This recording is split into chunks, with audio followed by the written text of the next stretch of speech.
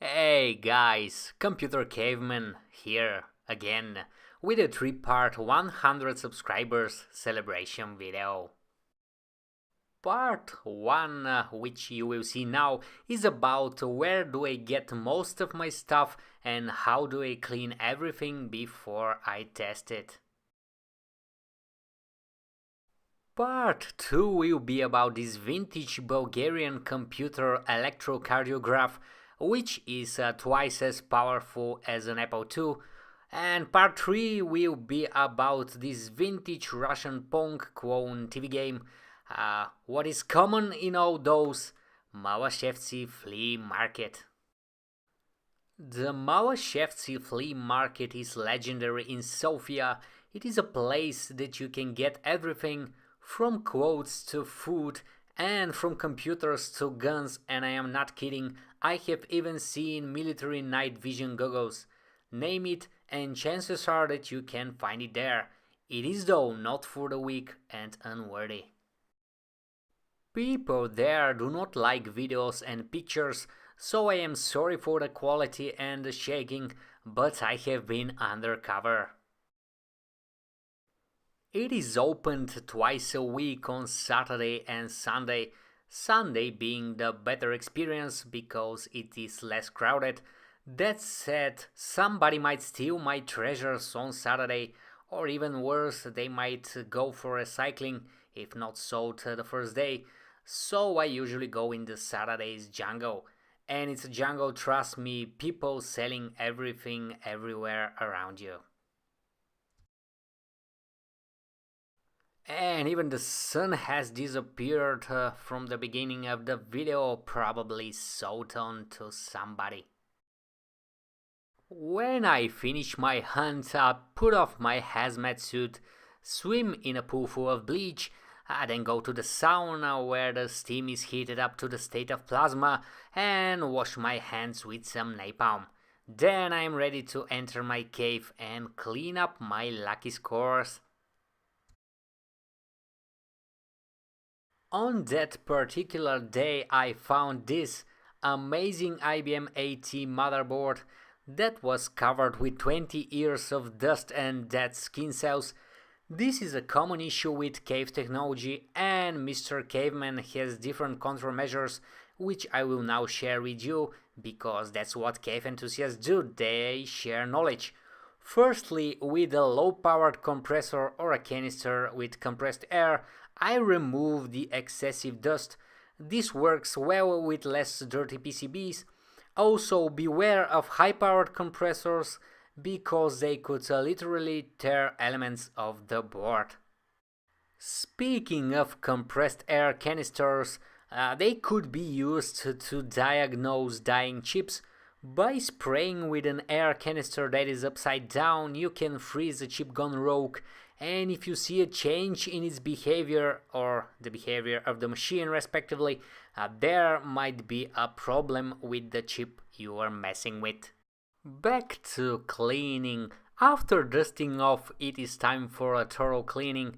With a brush with soft hair and the help of some isopropyl alcohol, I clean the horror dust. Horror dust is a years-old layer of dust that, especially mixed with moist, has become a thick layer of grey goo. Some people clean boards with soap and warm water, and it will work. They will be all clean and shiny. They might even work after being dried well, but this is not the proper way to do it. You may catalyze oxidation processes that will silently kill the board in time.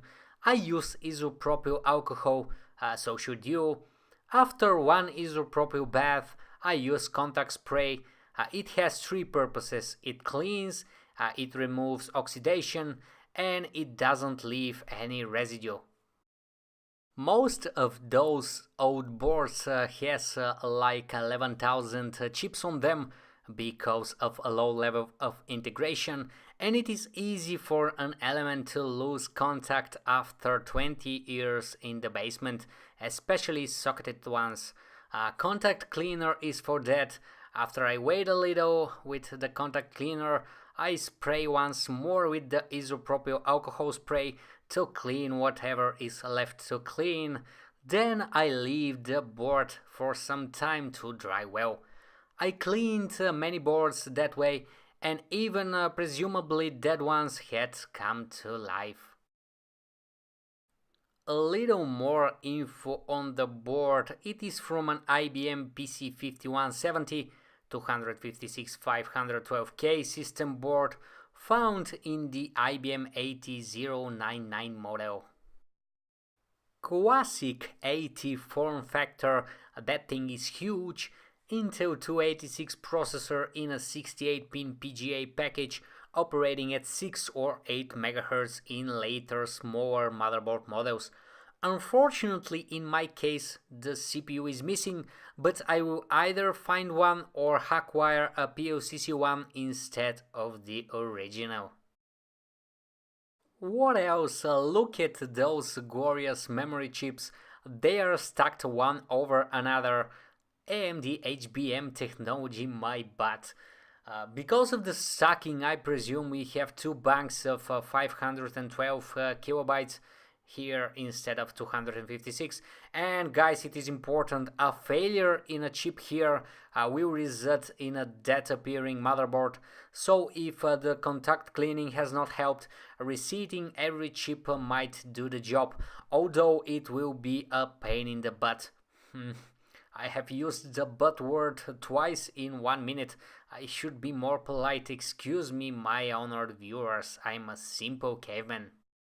What you see here is 8 and 16-bit black expansion slots that will become a de facto standard known as the ESA bus. Above it on the right, PGA 286 socket for our processor that is missing, and on the left an empty socket for a numerical 287 coprocessor. The latter is only used by software that was written to utilize it, otherwise no difference. Up here a lot of 7400 TTL logic that is used to glue logically all chips together. Next, those two NACs are high-performance programmable DMA controllers. On the top of the frame, an Intel D8742 General Purpose Universal Peripedal Controller and an Intel P8254-2 Programmable Interval Timer. The -2 variant here is capable of handling up to 10 MHz, so a CPU upgrade of up to 10 MHz might be possible. And this cute little switch is to adjust the type of graphical subsystem used.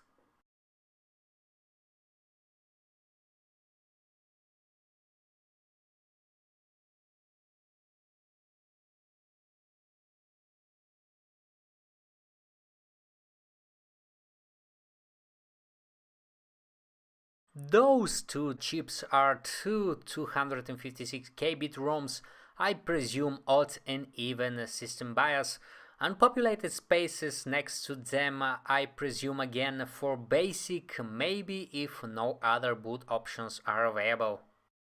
That is all for part 1 on this 100 subscribers special. Stay tuned for part 2 with the vintage Bulgarian computer electrocardiograph.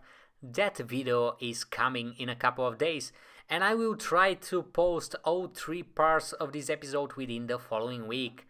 Thank you for watching, take care, see you soon. Computer Caveman over and out.